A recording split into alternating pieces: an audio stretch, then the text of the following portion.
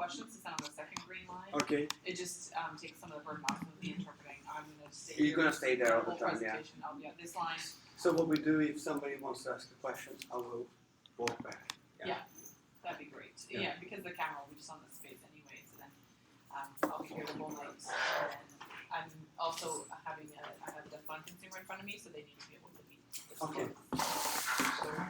Thor, I don't know because I was out of the room if you noticed or not. So Vinu is going to do live streaming. Yeah. Like, you know, Yeah, this he knows. will get the Yeah. questions. He's like, Okay, great. we're Very good. good. It doesn't go to the washroom. Yeah. Is Right it out here. right up Just there? right up. Go here and to the left. Okay. Perfect. I don't want to. Yeah. No. That's good.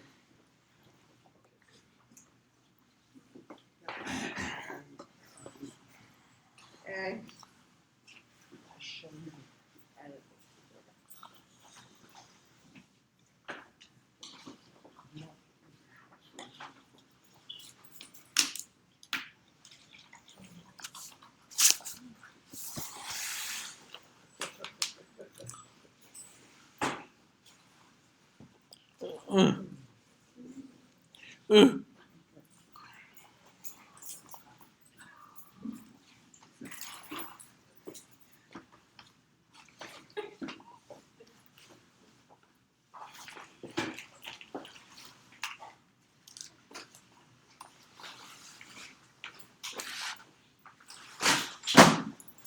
You go.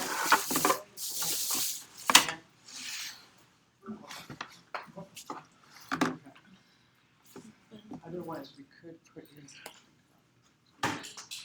Yeah. Good.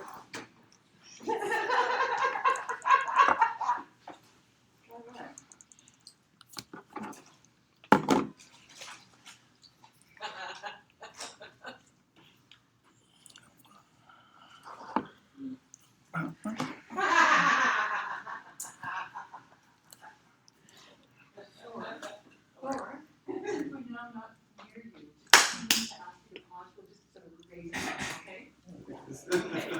Thank you.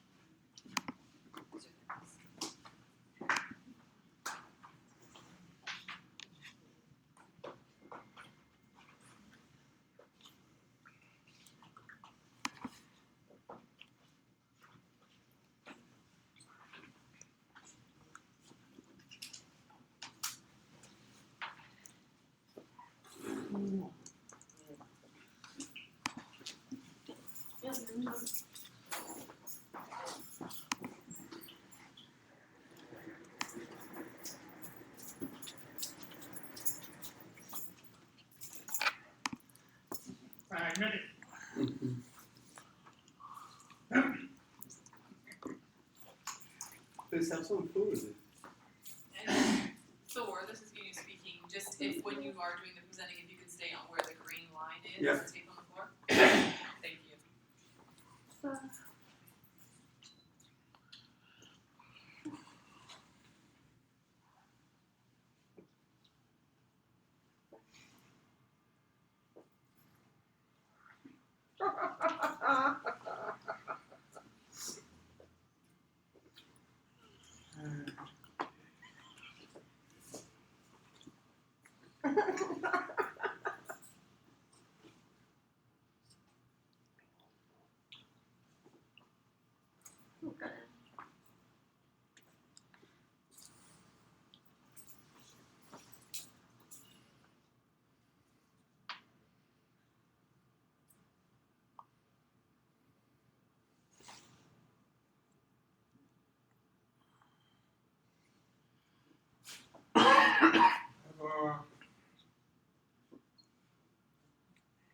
I'm, you're hearing. If I. I'll introduce you. 2 minutes. I'll be introducing 2 you. minutes. 2 minutes. Hello, everyone. Good evening. And hello to all of you out there watching through live streaming. Thank you for joining in. in this room, we have, let me see, I'm just checking how many we actually have in the room. 14, 15 deaf people in the room. All BC, and we're all saying hello to the rest of you. I'm Lisa Anderson from the BCVRS Committee, Communications Officer, and I'm really thrilled to welcome tonight Thor, this is his sign name, who's from Sweden. And many of you have heard about this idea of a platform. During the VRS hearings that took place last fall, and many of you have asked what a platform is and what it looks like. So now is your opportunity to hear about that from Thor. So Thor will start with his presentation, and then at the end, so if you can hold your questions until he's finished his presentation, and at the end, then you'll have a time to ask. And then also, I'll be posting some comments on Facebook as well. So if people are posting their questions on Facebook, I'll be letting Thor know what those are so we can give a response. Because we are live streaming, as I said. So I think I'll turn the floor over now to Thor. Thank you. Thank you. Thank you very much for the opportunity of coming here. Thank you all for coming here also in person. Thank you for watching us here as well. I feel honored to be here and be able to talk a little bit about this magic word platform. Because I think what you want is VRS, not a platform, right? But we need the platform to deliver VRS. I can talk a little bit about myself, maybe very short. I come from Sweden.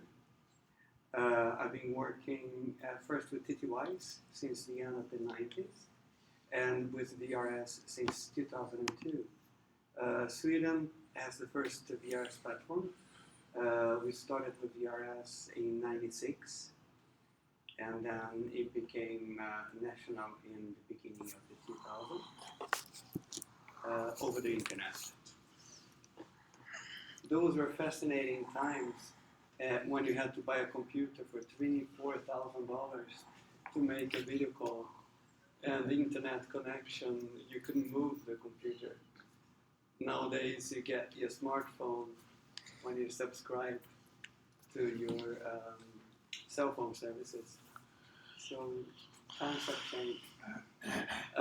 So we've been working, I work at a company called Anwise.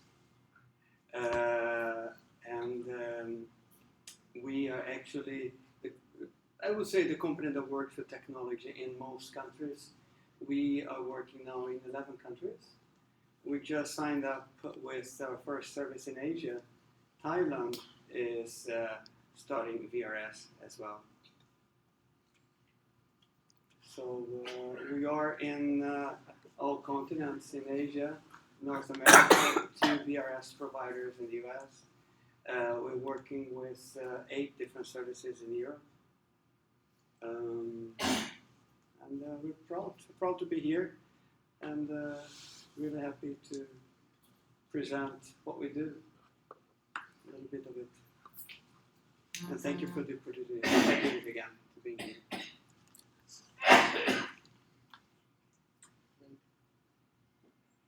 So, I'm a little bit in front of it, but MMX, that's what our platform is called. It's multimedia. It's, in the year 2000, it was so advanced. Now the word multimedia seems so old. But anyways, the name is there. So we work with national platforms.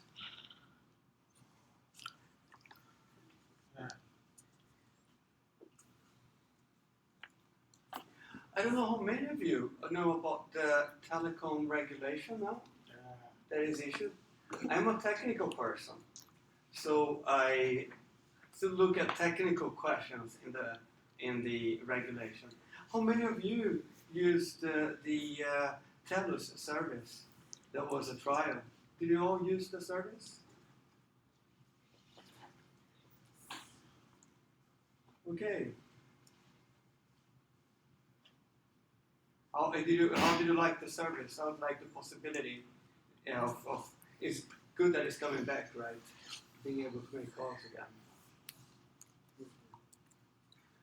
So, So excited, absolutely.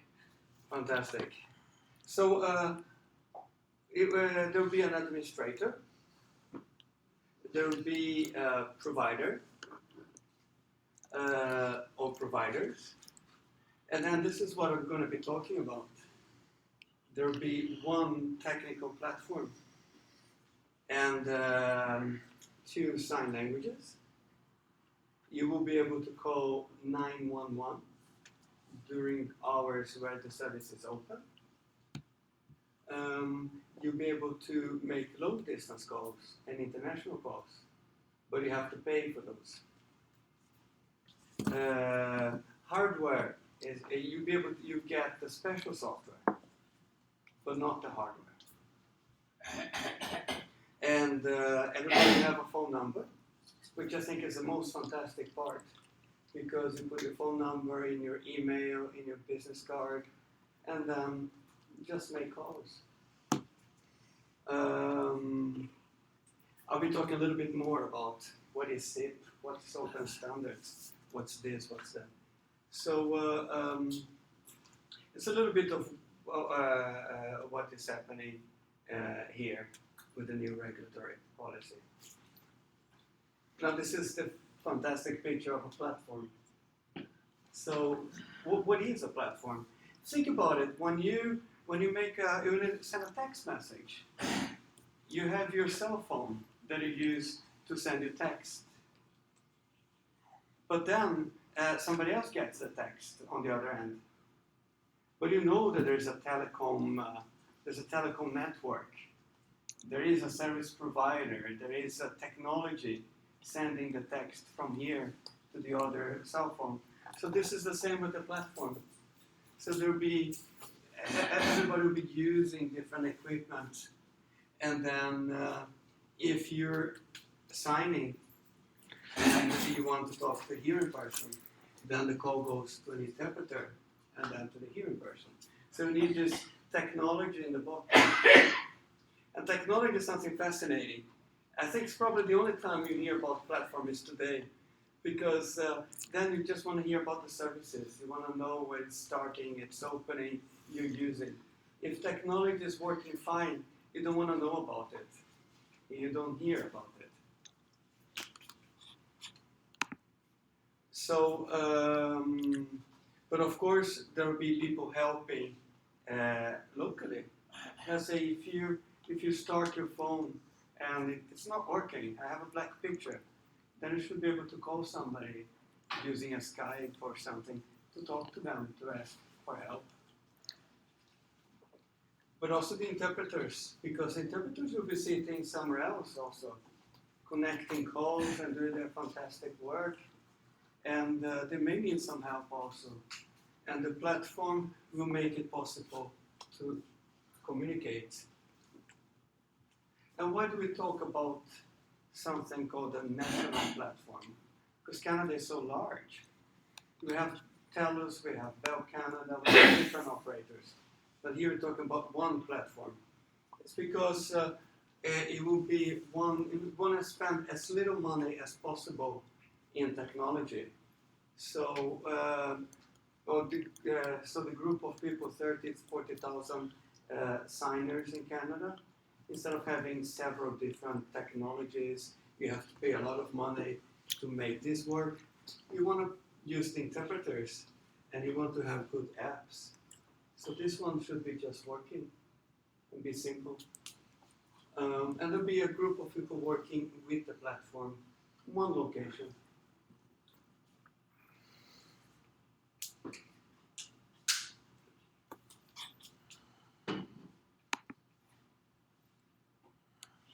This is a picture just to show a little bit something that also is the interpreters will be working with it. And you won't see it from your end, but it's the interpreter. So the interpreter receives a call, for instance, from a signer, and then the interpreter makes a call to a hearing person. Everything is like magic in the platform, because what you're actually doing, if you remember, you who tried in the Telus service, you just write the telephone number in your application. Write the telephone number, and if it's a telephone number to another deaf person, then you don't need an interpreter, so the call goes point to point. And but if it's a telephone number to a hearing person, then the platform sees that, oh, it's a deaf person, has this number, wants to call a hearing person, let's connect to an interpreter. So the phone numbers will be here. The interpreter, when the interpreter gets the call, the interpreter will see, okay, this is a deaf person, and this is the hearing person we're going to call to.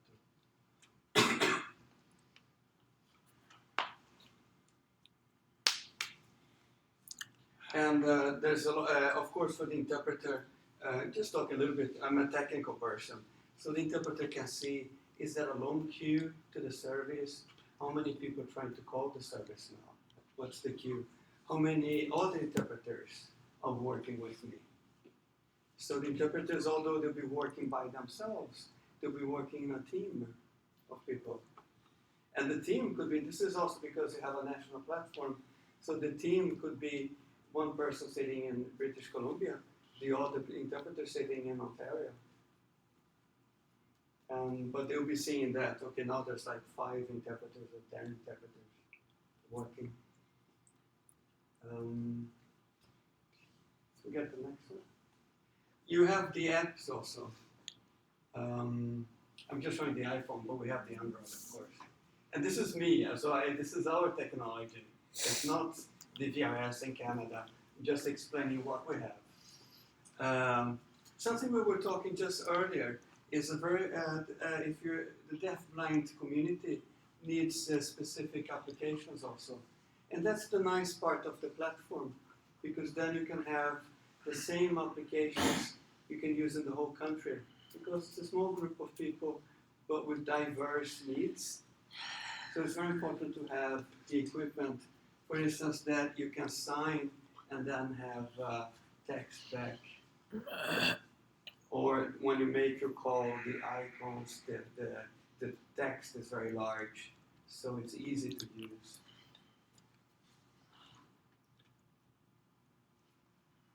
And what I think will be proposed is that you'll be able to use an iPad, an iPhone, an Android, or a web to make calls. So you'll be able to make calls to hearing people. What's also nice is that you have a visit card with a phone number. So when I go to a conference and then I get home, I have all these visit cards, and I don't remember. I just say, oh yeah, I have to call Nigel. So I don't even think if Nigel, is he signing? Should I send him an email? Maybe I have to text to Nigel, or should we? No, I just say, okay, this is his phone number. So I'll be able to, okay, so let me call Nigel. So when I call Nigel, the call goes to an interpreter. So this is a nice part, because then it's, I'm trying to find the word again, equivalency, what's Functional equivalency, sorry. I'm foreigner.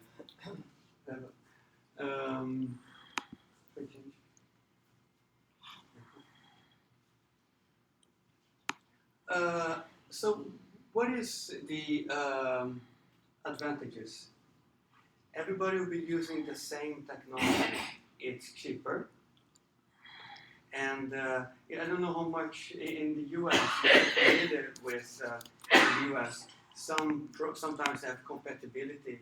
One equipment from one service provider cannot call the other, or you cannot leave messages to one another, because it's different technology. So having one technology is an advantage, because you don't want to be dealing with those issues.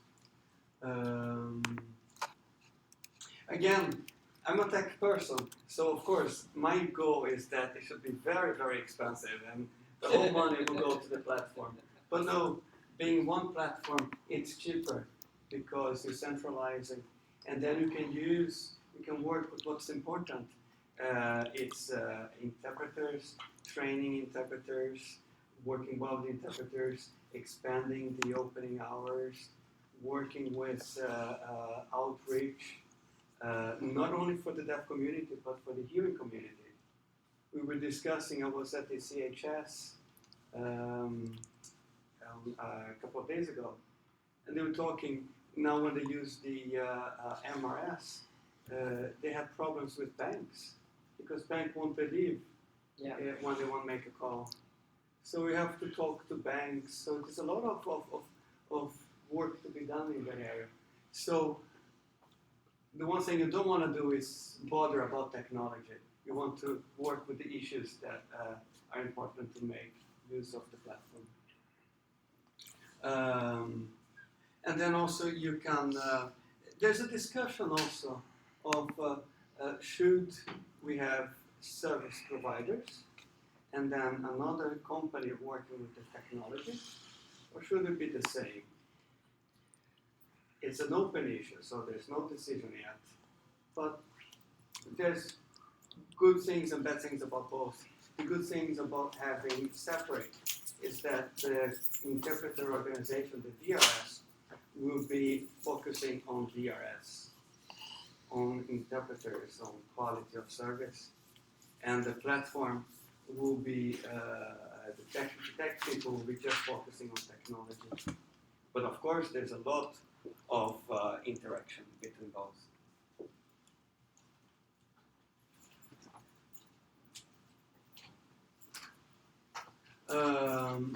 The good thing we were talking about is also it's a vast country, Canada. So how should we work as the hours move along? Early mornings, maybe there's not many calls. Companies can work together. Weekends, if there are not many calls, companies can work together also. So it's a good thing to be able to cooperate in that area. If there's one service outage, it means that one service maybe is down. Maybe the service in British Columbia is down. Oh, but fine, then you can call the service in Ontario. So this way, one platform, it works.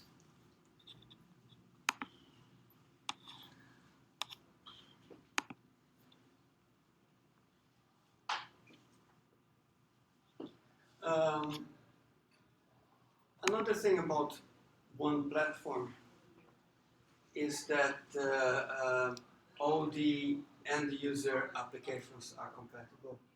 They can be used.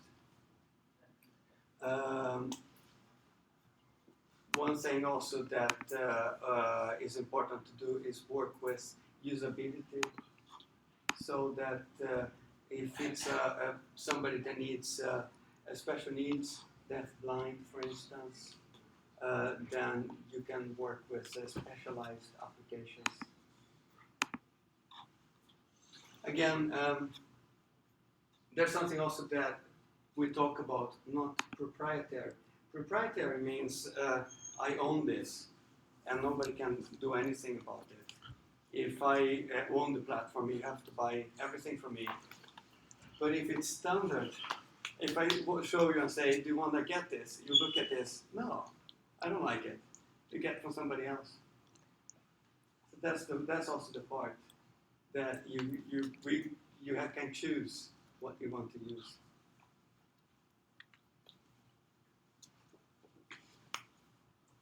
So it's called interoperability. Things work together.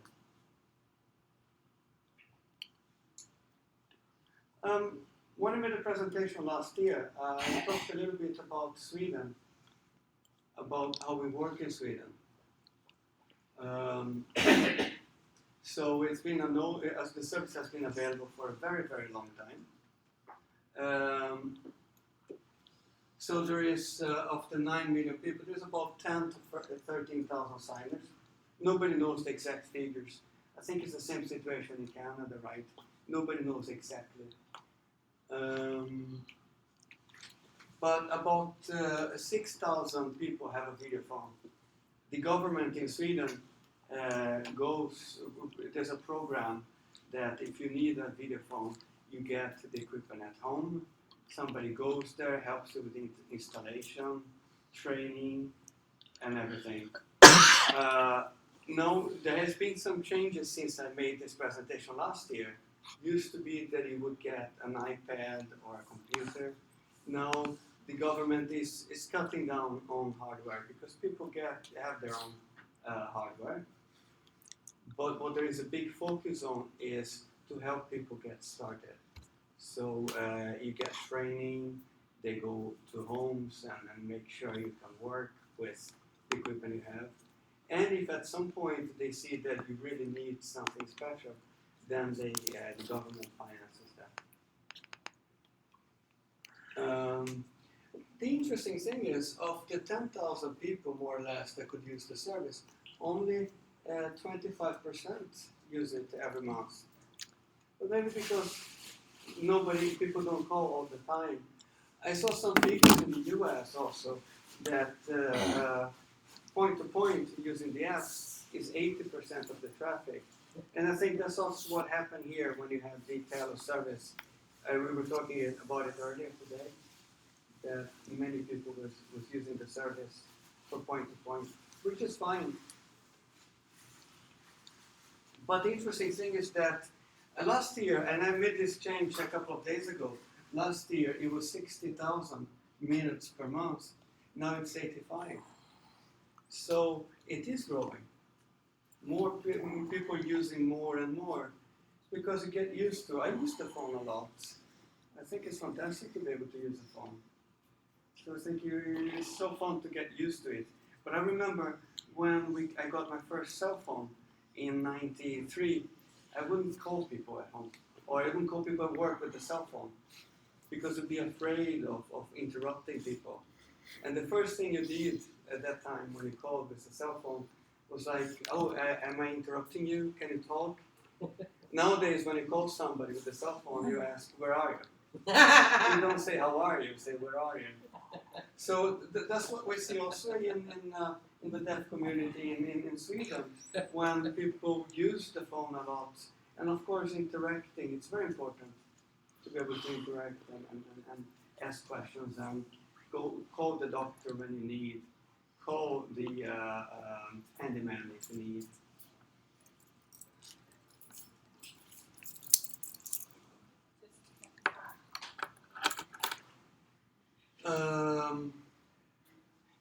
This is just like in other countries.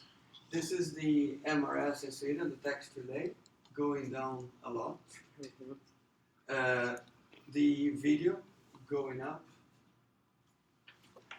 Number of calls also for the text is going down.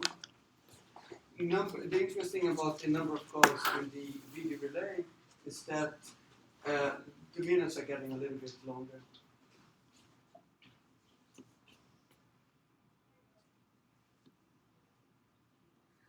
But this is also when I think about my calls also as a hearing person, the calls are not very long. Around 3 minutes 50. And but when I think about when I was actually looking at my call log to see how long they are, and they're not very long either. So it's natural that I think it's because we're using cell phones a lot. So you're making shorter calls, more calls maybe, but shorter calls. This is also a phenomenon in Sweden and in the US and other countries where used to use the computer to make your calls, get home or to the office and make a call from the computer. But now you make the calls from the cell phone, from the smartphone, from the iPad. So they tend to be a little bit shorter. And I was reading a figure also from Canada saying that the average call length, if you compare VRS to hearing, it's only 20%, 10-20%. So it's not that much difference.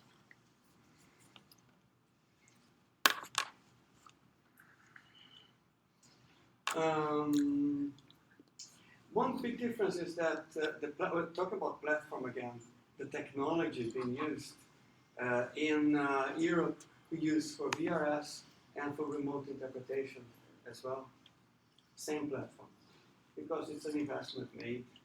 If you have your iPad, go to your doctor, maybe you can make a call to the interpreter from the doctor and get interpretation there. Now I have a challenge for you because, well, we're also talking about when would the services start here in Canada. It will be in October next year, November, December. Finally, they're coming. So we're talking about a few months. It feels like a long time, but it's coming. But the challenge is to make calls. So when the service is here, because we've been fighting for it for so many years, being able to use VRS. So use the service to call your doctor, call the handyman, and not just ask somebody else to do that. I have some colleagues who are deaf, and we had this discussion. One of my colleagues who's also a salesperson, and he usually sends emails to our customers. And I keep telling him, but we live in a telephone society. Now you can make calls, call them. You cannot just send an email and say, do you want to buy it? Because I wouldn't buy if I get an email saying, do you want to buy it? I mean, you want people to call and discuss and the contact, right? So,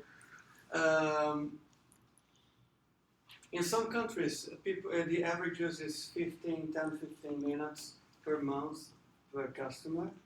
In Sweden, I think now, this is from last year, it's about 48 or 49 minutes per month. Again, we're talking about average, but there's some people that call a lot, and some people that call a bit less.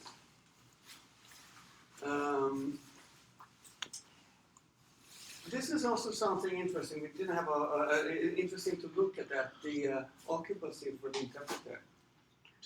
Because the interpreter, although the interpreter is sitting in the call center, not working all the time, especially when the services are starting.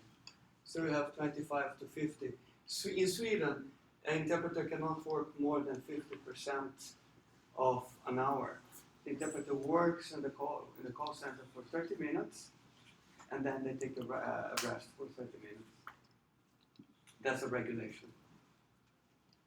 And also another part of the regulation, which I think is very important here also, is the work of VRS and community services. We are much smaller than Canada, but Sweden is still a country like Canada, where you have some centered population areas where there's a dense population, like Vancouver, but then you have parts of British Columbia where not many people live.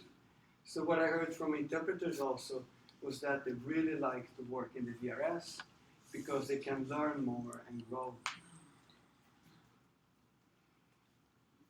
Yeah.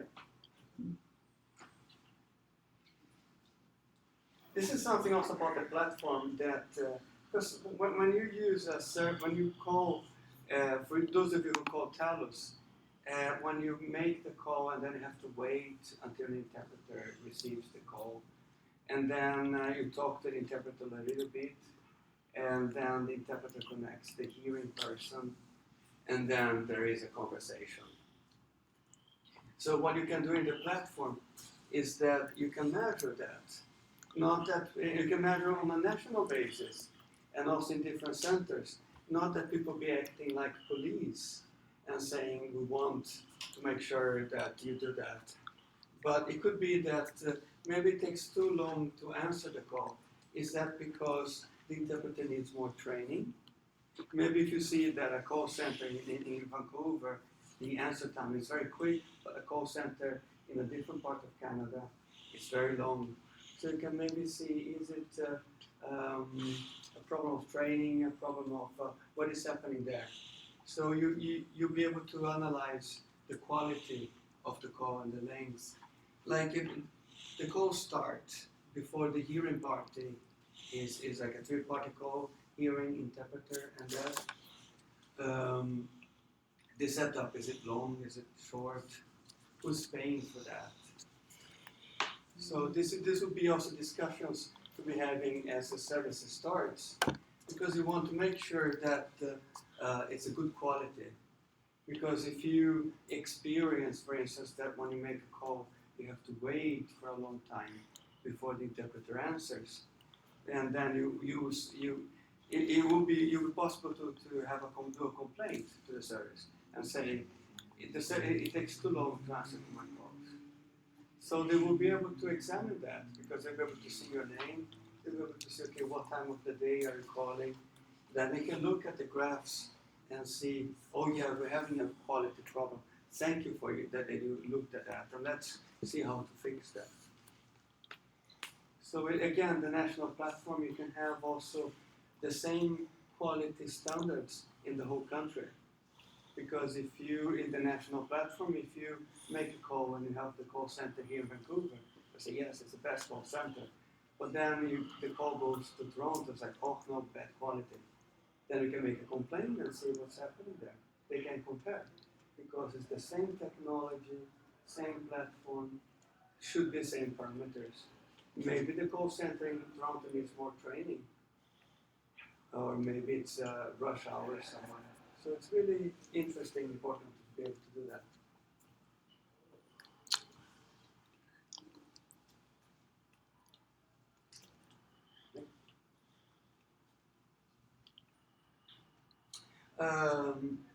There's also one important thing when you measure those things in the platform again. Remember the first picture we had everything centralized?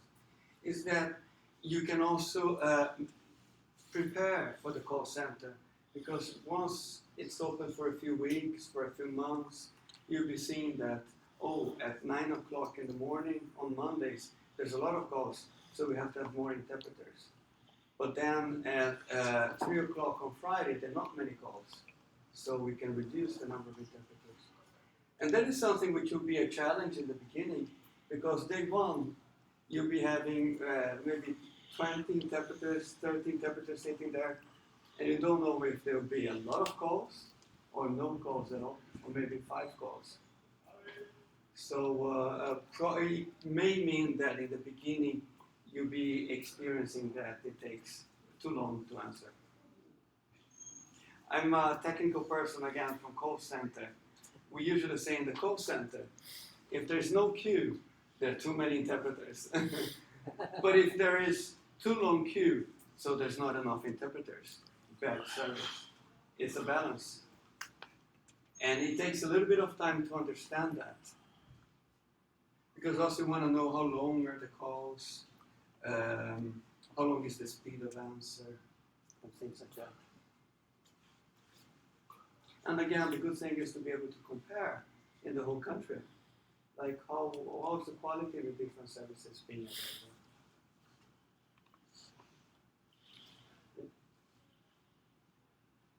It's a little bit of a messy picture, this one. But in Europe, this is 911 in Europe. It's called 112. But I think a very important issue here is that you'll be able to call 911 using video. There's always this is a platform here, and you make a call, go to the agent, to the emergency. There's a lot of things going back and forth.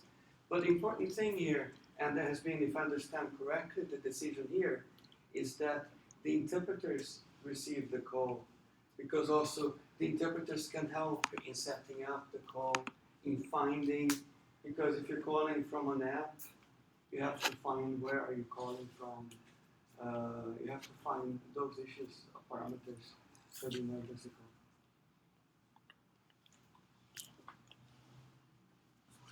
So it'll be, I think it'll be, that's one of the best parts of being able, hopefully nobody will be using it. Very few of you will experience. I never called myself, I never called 911 in my life. I don't know if, but you want, when you need, you want to be able to make that call.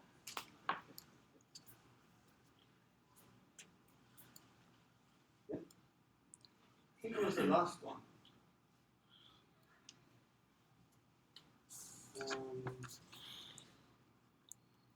Well, I can ask, do you know everything about platform now, right?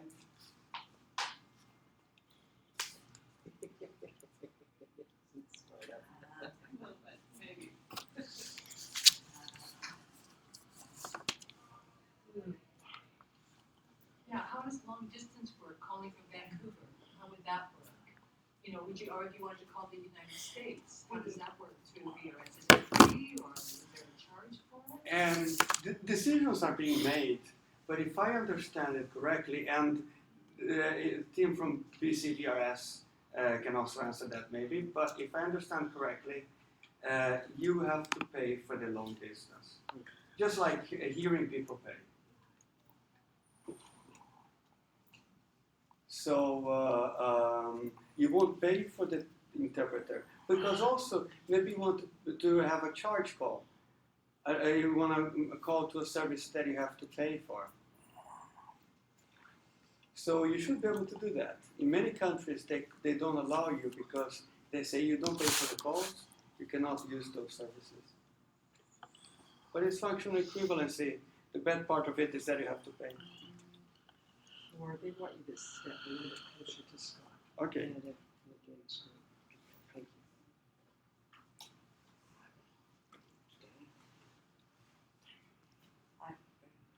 So if I'm in Canada and what if I'm calling from the Canadian VRS to the US VRS?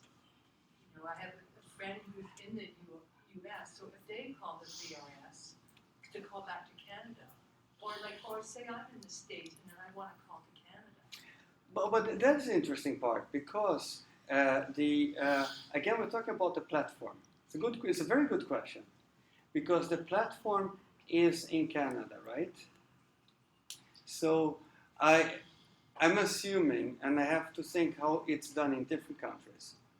But in different countries, because when you call from the US to Canada, you're using internet. It doesn't cost anything. The cost is to make the local call in Canada. I'm assuming they could base on your address if you live in Vancouver. And if the call is in Vancouver, then it's a local call.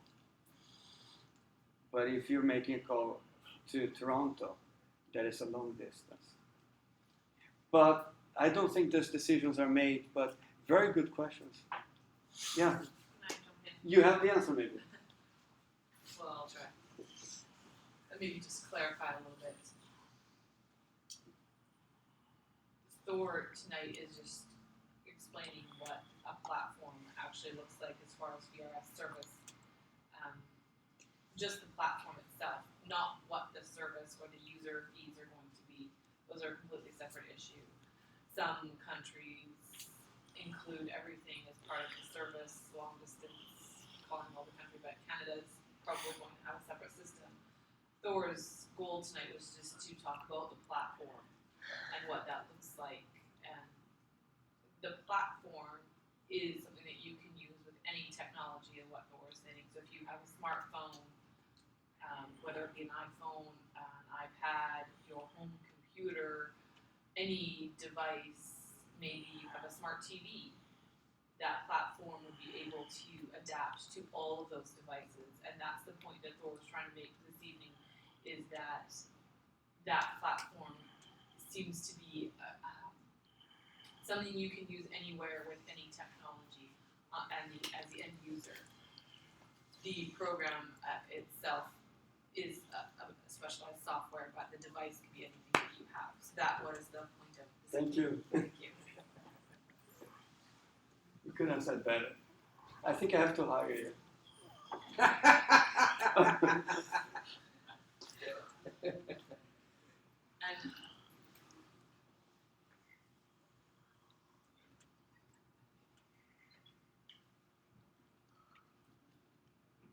So I think there's 8 countries that are using VRS now.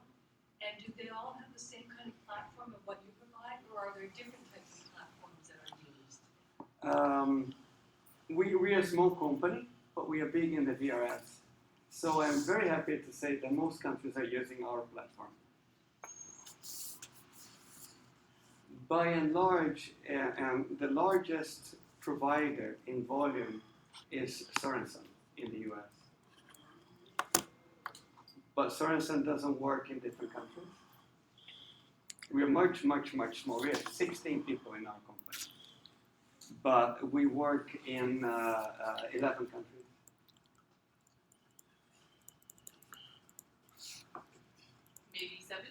I'm thinking about your offer, Thor. Yeah. Yeah, you said you made a lot of international calls. Yeah. Absolutely. Then Ooh.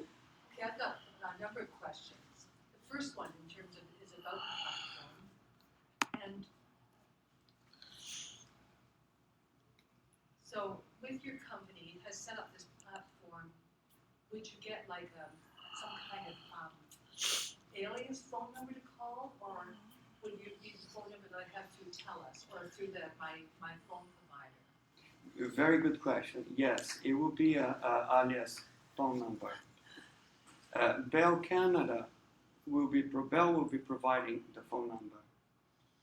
So it is important question, because when you get your SMS in your cell phone, you have a number. It will be a different number. The advantage is that you'll be able to use that number if you're calling from your cell phone, from your iPad, from the computer. It's the same number. But it's an alias. That's great. Okay. And the problem though is that the VRS in the States, you know, if I want to order something there, and some people ask me what my phone number is when I want to order something, and then I had an American phone number for VRS, so I had to give my American VRS phone number, and then they say that there's no address associated with that phone number, and they didn't understand what VRS was, so I had to actually use my TELUS phone number for a while, and then they wouldn't call me back, and I couldn't figure out why that was happening. Okay. But what will happen now is that your phone number will be associated to you and your address. Because when you register, you say, I live on this street, this is my phone number. Because also, if you call emergency services, you have to have a registered address also. They'll be asking you the same question. Yeah, okay. But, If I wanted to go into Lowe's and do some shopping or whatever, they don't ask for my address, they just ask for my phone number. But I think that helps exactly. Yeah. My third question is the one platform. I'm wondering if it would be possible to do two, like sort of doing that elevator to 30 floors. So suppose the one elevator is broken, where you took the climb 30 flights of stairs. But did you read the name of the elevator? Okay, there's 2 or 3 elevators, but they have the same brand. You don't have different companies. But it's a valid question, and you know why? You know why it's a valid question? Because when we set up this magic platform, we have to have some of the technology, parts of the platform will be in one part of the country, the other parts in the other part of the country. Because imagine, as you're saying, suddenly there's a power failure in Winnipeg, where we have the platform. Then there's no, okay, forget about the social calls. You cannot even call emergency. So it's a catastrophe. Very good question. It has to be separate in different locations. So there's a backup. You can take the other elevator. It's the same brand, the same company. Yeah, she prefers that. but yeah, I remember that, right, you know, the brand of the elevator is the same, okay. Now, but you know, in Canada, we have so many time zones, and Sweden, you only have one time zone, so I wonder how that would work. And you know, sometimes, also if you're doing a point-to-point call, I think, you know, I have the right to talk to my friends point-to-point, you know, and especially if, you know, we're old, we can't always get out, so we want to be able to use the BP to talk to each other. I think that's our right, you know, I don't have to, you know, I don't think we don't be spending. I will leave the DCVRS to answer that.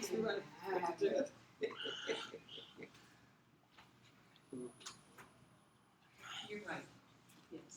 Any deaf person across Canada has the right to talk to as long as they like, deaf to deaf, point to point, to be accessible. And the concern is that You remember with the 18-month pilot that we had, looking at statistics, it seemed like there was a really high number of calls where deaf people were talking to other deaf people, whereas not that many calls to hearing people. So then the CRTC thought, well, what's the point of this service if they're going to use, if it's going to be point to point? But I think it's really a habit that deaf people get into. I mean, you know, our experience has been that you used to have the hearing person. Hearing people could call to order pizza, for example, whereas deaf people's experience was we had to actually drive to the pizza place and order it there. And we've done that for years. So I understand your concern. Now, there wouldn't be a limit on how long you would be actually chatting to a friend. That would be fine. All we're saying is that we would encourage you not to limit those conversations, but to add conversations when you need to contact your doctor, lawyer, the bank, to use the VRS service for that. But it doesn't mean reducing to point-to-point calls. That's definitely your right to have those conversations. We're just encouraging you to add these calls to hearing people as well.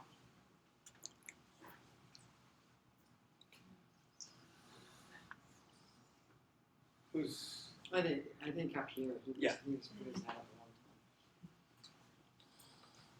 All right, so if the CRTC approves your company to establish VRS, how soon could you actually start the operation? There's two questions because we are the platform people.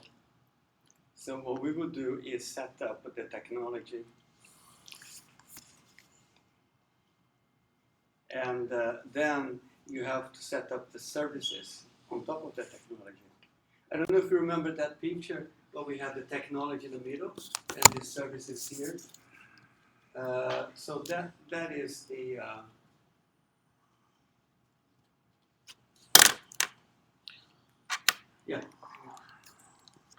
we do this, and we set up the lines to the interpreter centers. But then they have to also start. But I understand that the goal is that towards the end of next year.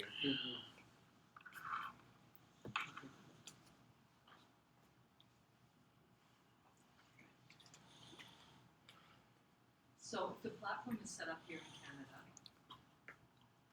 and then would it have, be affiliated with your headquarters in Sweden? No, what we will do, we'll have a Canadian company working with us. So if there's like software problems, something that we can help from Sweden, experience and discussions, but then there'll be a local company here. And on top of that, the service provider will have assistance if you have questions about your products. Then you, and then And then there, okay. yeah, then you. I have 3 questions. You were talking about TELUS in your presentation, right? Yeah, about not TELUS, but the trial you had in British Columbia and Alberta. So many customers use Shaw, but we were forced to shift over to being TELUS customers during the pilot, and that was too expensive. So I just wonder, like, if your company was to set up the platform here, or you know, if you were, would it matter if you were using Bell or TELUS or Shaw or whoever you had to provide your internet? It's a good question, and the question will be decided by the regulator, the CRTC. Because what you need is an internet connection, but then remember you have to pay for your phone bill. Somehow we have to send the phone bill. And many people don't even have a telephone subscription to start. So it's a very important question. But I think the regulator and the Canadian administration of VRS, CAVRS, is going to be working with that question. That's why also, even if the platform is ready, you have to solve those questions also. Can I change my view? So there's a lot of questions. Unfortunately, we are the technical people who think it's only technology, but it's not. There's a lot of questions.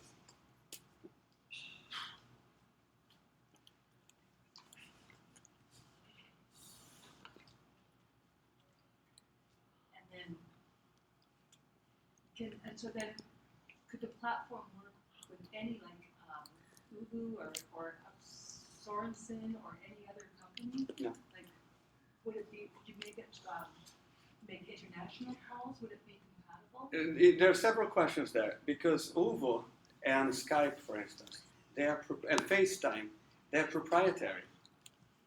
The reason why you cannot use it because if you have Ovo, you can only call with Ovo. If you want Skype, you can call to Skype. FaceTime to FaceTime. So those are proprietary. And the technology is open, using open standard. You know what's interesting? For voice, there is a standard called Voice over IP, VoIP, and that uses another standard called SIP, which is Session Initiation Protocol. Two phones find each other, do a handshake. Remember the TTYs? Modem phone and handshaking.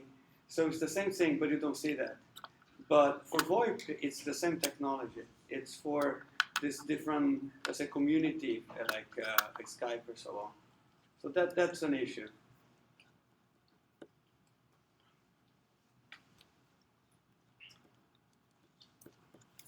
Okay, my last question.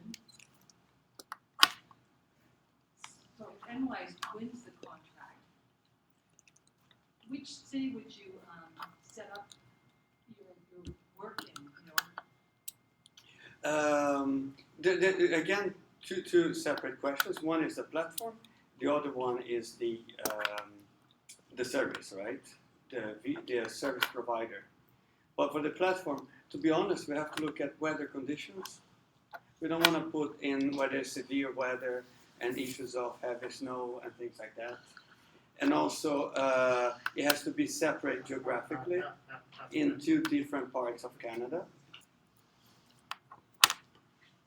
So for point-to-point calls in Canada or Canada to the US, if deaf people would deaf people have to pay for those calls point-to-point, long distance, or would it be free? As long as it's in the internet, then it's free. Because it's fair enough, you pay because let's say we use an interpreter service. So I'm using my app on my, this is an Android, and via the internet I call the interpreter service, who's sitting there now. And then the interpreter services make a phone call to Winnipeg, to Florida, to Russia. And that phone call that goes via landline, because that would be a voice call. That's what costs. As long as it's IP, no charge.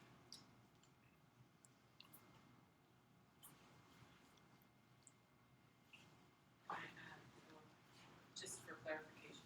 Yeah. Point-to-point calls, deaf to deaf, sign to sign, that's your question. Internationally, that's your option. It's always free over the internet, you're paying for your internet already. But if you're using Skype, and you have Skype, I have Skype, there's no charge regardless of country. If you're using FaceTime, and I'm using FaceTime, there's no charge. The only charge there is your regular monthly internet bill that you're going to pay for your internet usage. If you use Shaw or Telus, you already pay them once a month for your internet service. And then you are able to connect with anyone around the world using another IP address. But as soon as an interpreter gets in the mix because you're calling someone hearing, then the long distance charges or international charges will apply.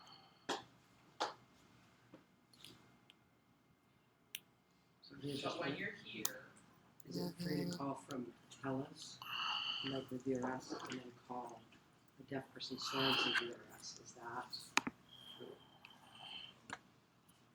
so when you're using, I'm just saying, like, if you're using Skype and someone else is using Skype, that's different.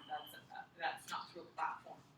That's not using the same idea. So I just wanted to make sure that I was clear on this. That point to point, I could chat to Thor through Skype, FaceTime, whatever, or a video phone. If he also had a video phone, that would be a problem. But as soon as the platform and the interpreting service gets involved, it's a different story where it costs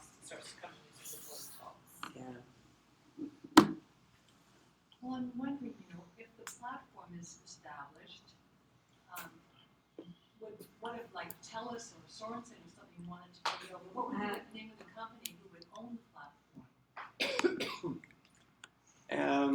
If I understand it correctly, it's the Canadian government Okay. and the Canadian administration of VRS, which will own the platform. And they will be paying for the minutes. So of course Sorensen can, I could open a VRS service in Canada, but then I have to pay myself for it. No, but I won't get the fund.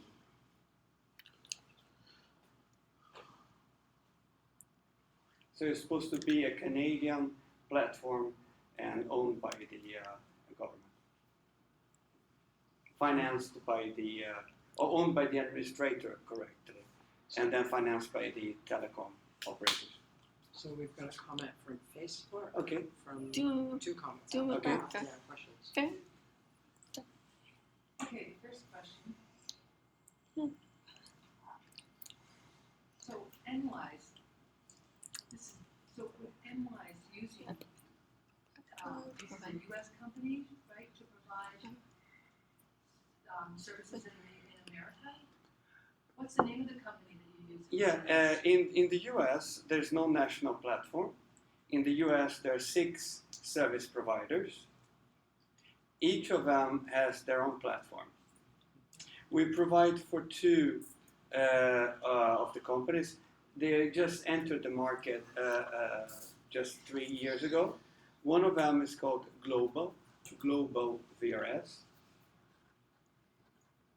The other one is called Sorry, KEG. could you spell Is that it- for Yes, us? GLOBAL, Global. Yeah. Yeah. And the other one is called CAG, CAAG.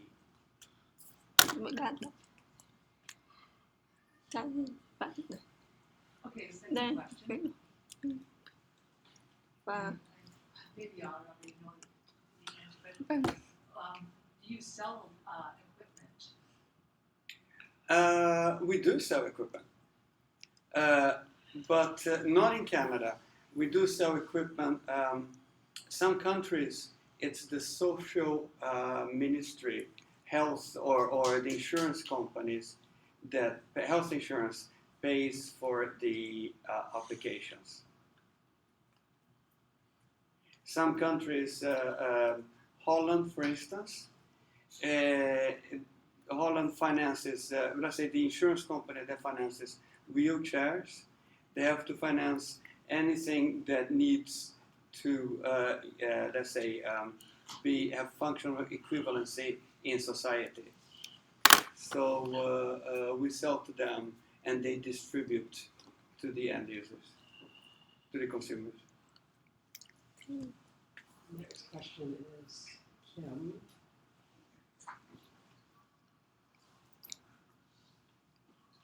I want to really emphasize this comment. It's more, with NWISE, I think, it would be here for the purpose of providing the platform. Compared to Sorensen, that's something different. Sorensen sells equipment, they sell DPs, they sell software, they sell phones, iPads.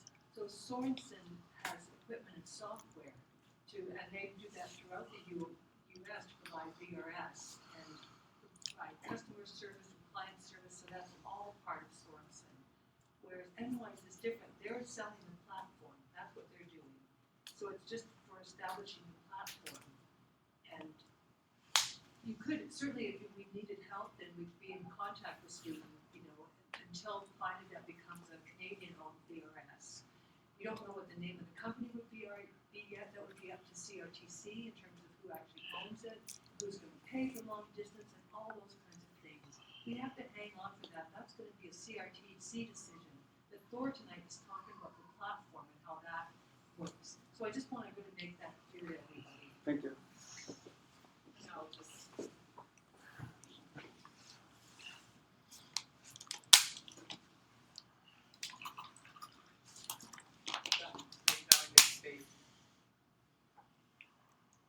Thor is not here to run VRS services in Canada. he is here tonight to just speak to the platform and how the operating system works. The goal for NWISE would be to have their platform utilized by Canadian VRS. Their belief is that their services would be what Canadian deaf community members are asking for. NWISE believes that they can match exactly what the users are wanting. It's not a closed system such as Sorensen, which has so many rules and regulations of its own that makes it a closed system. Whereas NWISE is saying it's a very open system where you can use a variety of equipment, which is what we've heard from our Canadian members. So we're hoping that clarifies things.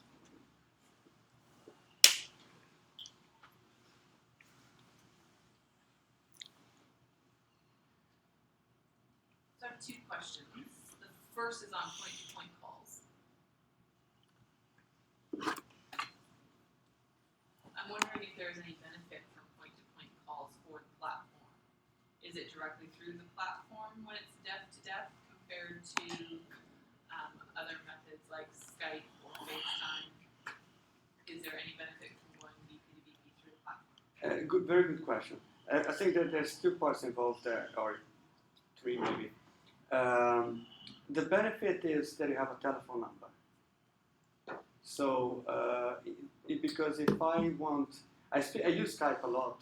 I'm from myself from Brazil, but I live in Sweden.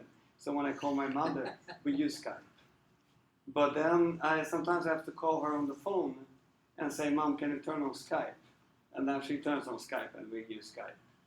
And I think it's the same if you want to use when you use FaceTime or Skype to somebody. If the person is not logged in, you have to send a text or something. But a telephone number it gives again functional equivalency, because you have a phone number in your visit card, in your email, and people will call you in your phone number. So that's the one question. Very important point-to-point calls. Let's say even when you use the platform, the video is always point-to-point. So it doesn't overload the platform that you're doing point-to-point. Sorry, could you repeat that? Yes. It doesn't overload. It doesn't over because you're asking if you point. If I understood your question correctly, when you make it to point, you're saying if it affects the platform hearing. You can use it, but it doesn't overload the platform because the video will go from one point to the other.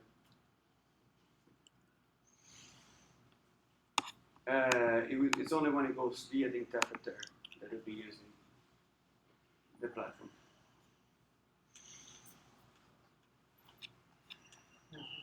Did I answer?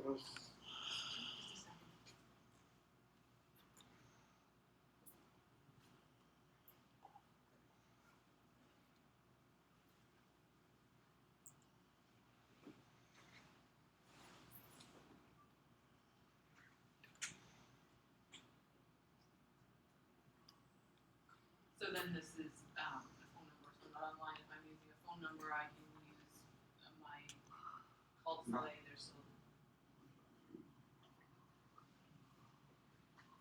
So Peggy was just saying if a caller called you, so if a caller called you, she's wondering, right now it works is that with the video phone and a video phone, she can get, the light will flash. It's ringing. Yeah. But if you're not online, she's online, she's calling you, will you get a message? Yeah, a video mail. Then you can leave a video mail. Also, if a hearing person wants to call you, let's say, as I said, you're ordering things in America, but you could be ordering things here in Canada also. And you leave the phone number, and they need to get in touch with you, and you're not logged in because or maybe you switch it off. Just like sometimes I switch off my phone also.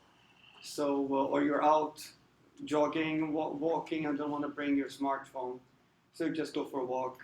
You don't answer or not logged in. Then the call will reach the interpreter.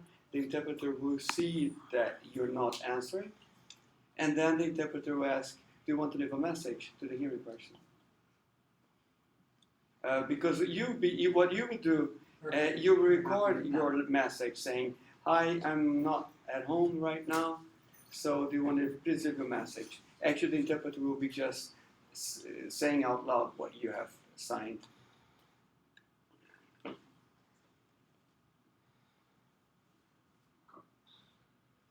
Yes.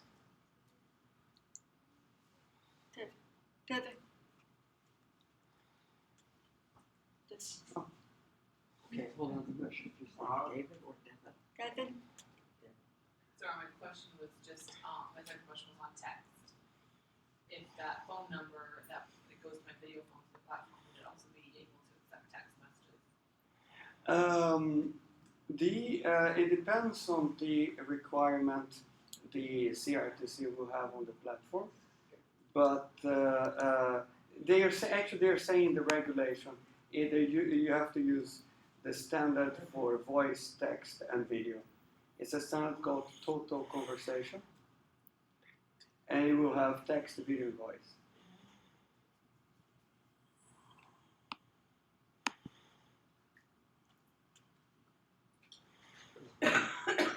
Because also if you want to use voice carryover, if you want to talk and then receive, and then the interpreter will sign back to you, you'll be able to talk as well.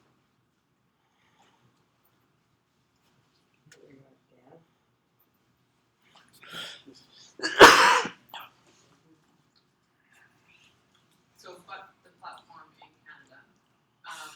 What about people who want to pizza? There's those 310 numbers in Canada where it's just an automatic goes to a national call center for ordering pizza or for it arrives. But I don't know, but would those kinds of phone calls go through? Like there's 310 for ordering pizza and it goes to whatever local pizza store. It's a good question, and because if I can give an example with another answer with another example, when let's say telecom, we're using the same standard in Sweden and in Canada. When I order a taxi from home, I get a note to answer from the taxi company saying, "Do you want a taxi at?"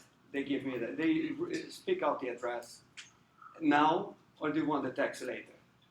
So they know they can see my address. And since your phone number will be associated with an address, then they'll be able to do that. Or just when I call using my cell phone, although my cell phone is registered in my street address, it may be that I'm ordering a pizza from work and want the pizza to be delivered at work.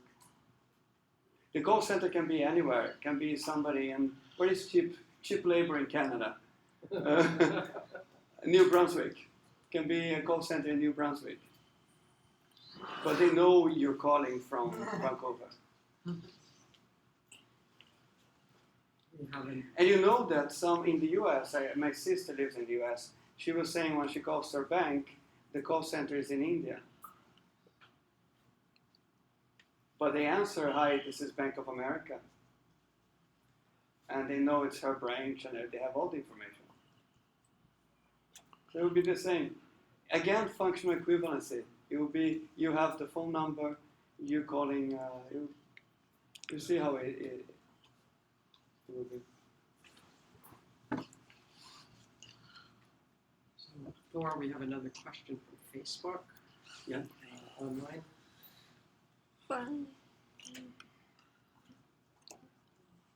Will there be Interoperability. interoperability for point-to-point calls? In Canada?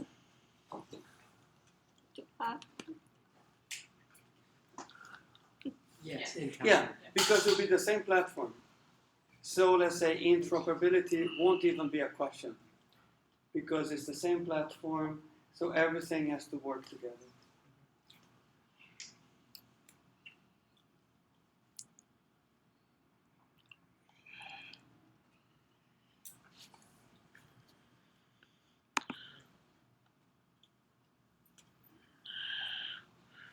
And he's got one more question. How reliable is the online platform? Very reliable. mean, I give an example in the US. If the platform goes down for 30 seconds, we have to write a letter to the FCC and explain why it hasn't. People could not make a call during those 30 seconds.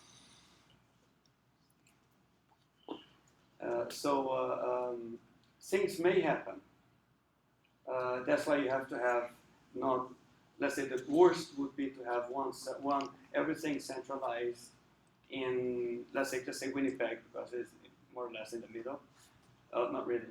But if something will happen then it's not reliable. We have to have equipment in different addresses, different locations. But it's technology.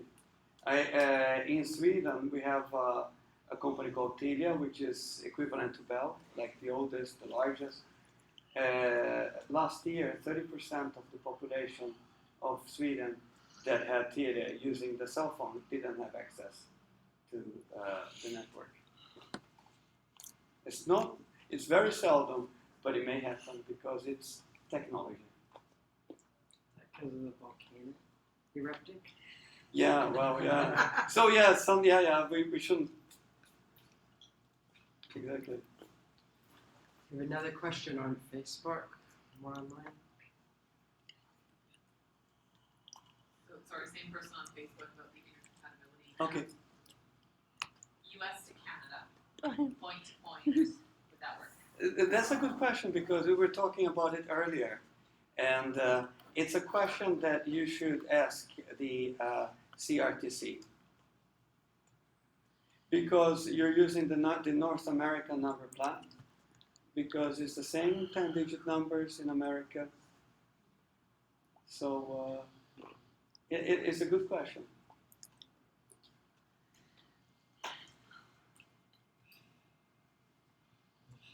And just from our perspective, NWISE, if we're talking about the platform, since we do operate platforms in the US, if it's NWISE, then it's compatible because we are compatible with all equipment in the US. So I'm being a salesperson here now, putting the caps for it. But at the end of the day, it's a requirement that needs to be made.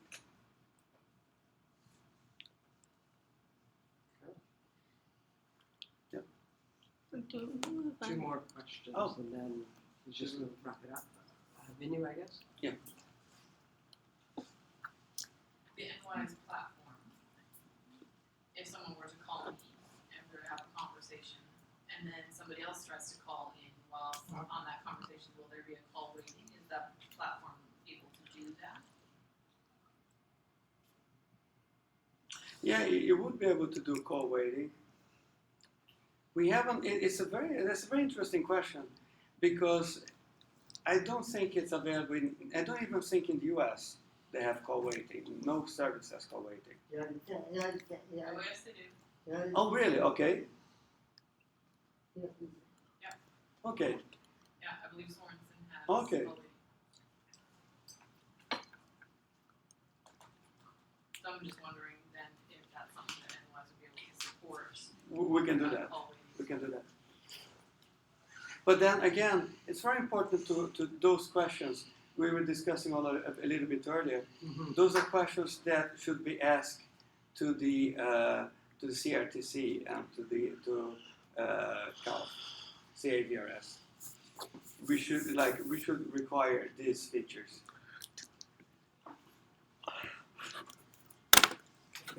There was another question from Facebook, right? Oh, sorry. Twitter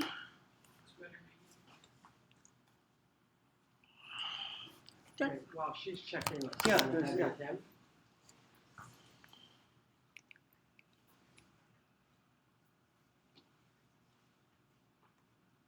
So whether it's a deaf person calling another deaf person or a hearing person calling a deaf person, they're able to leave a message and, say, hi, this is John, call back later.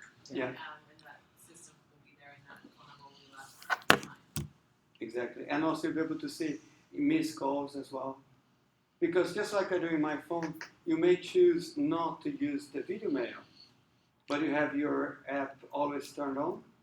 And then if you don't answer, you can see what calls have been missed in your phone. Mhm.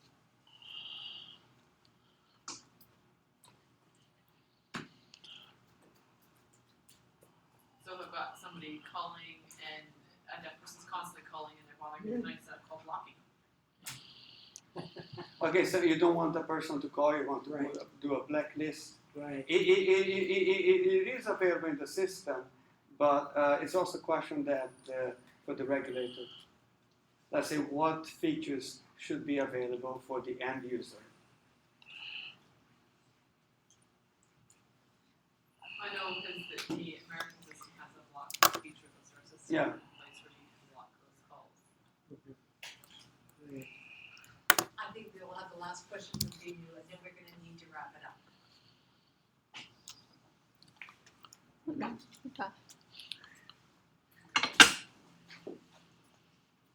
Okay, I'm just saying, it's the last question, question will come from you, and then we're gonna wrap it up.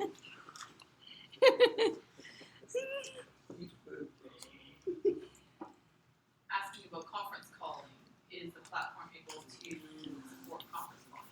It supports conference call, but in the regulation in some countries do not allow conference call. In the US, you cannot do that.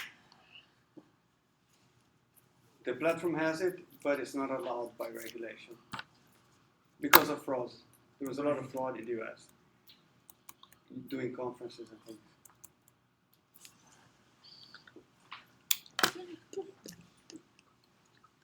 So if you can set up conference calling, that would again be something the CRTC would need to be controlling, how the maximum number of calls on conference. I would say many questions. You don't have to have a legislation that will regulate everything, but when the final regulation comes, what we have to read is what is not allowed.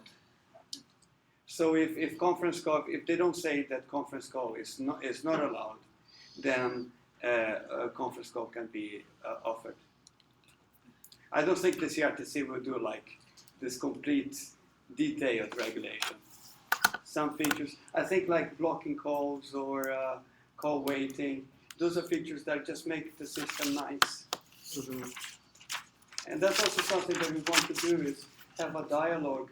And that's also one of my reasons here, not coming here just to say what, to tell who we are, but also to understand and continue the dialogue with BCBRS to understand what features, what functions would be good in the platform and in the apps.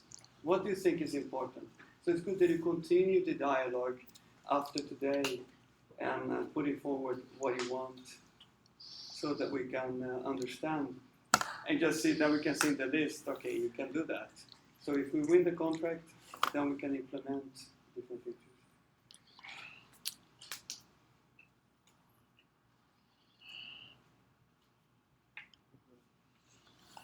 All right, fantastic.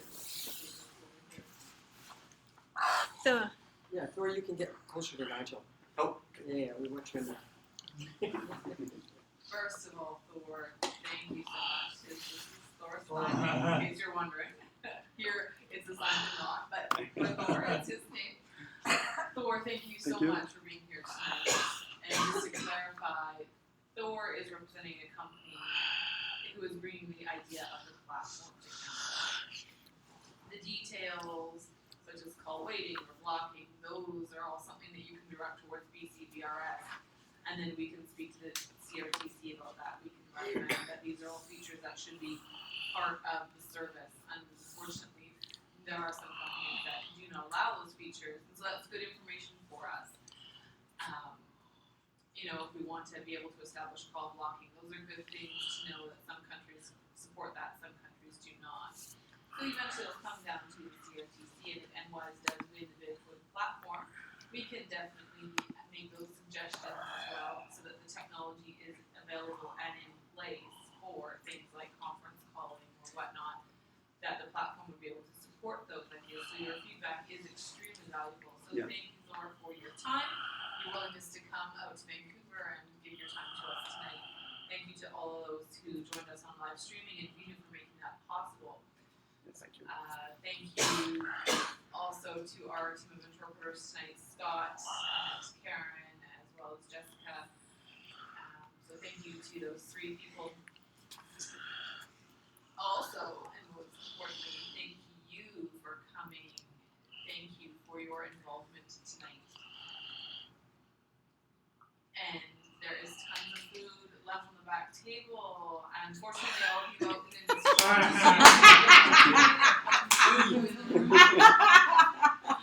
I won't bring that back to Sweden. So help yourself, there's lots of food. If you still have some questions, I'm sure that Thor won't mind answering some of them if he can. Absolutely. But thank you for your attention this evening. Because I think the Swedish, the VRS service for the deaf was the first one that was established, so thank you. Yeah, for coming. it was, yeah.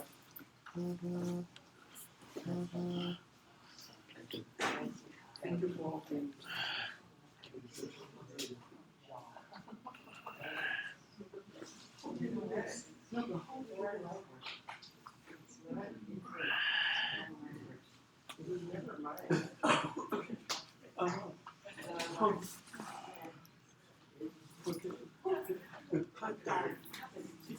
Yeah, I used to look at this.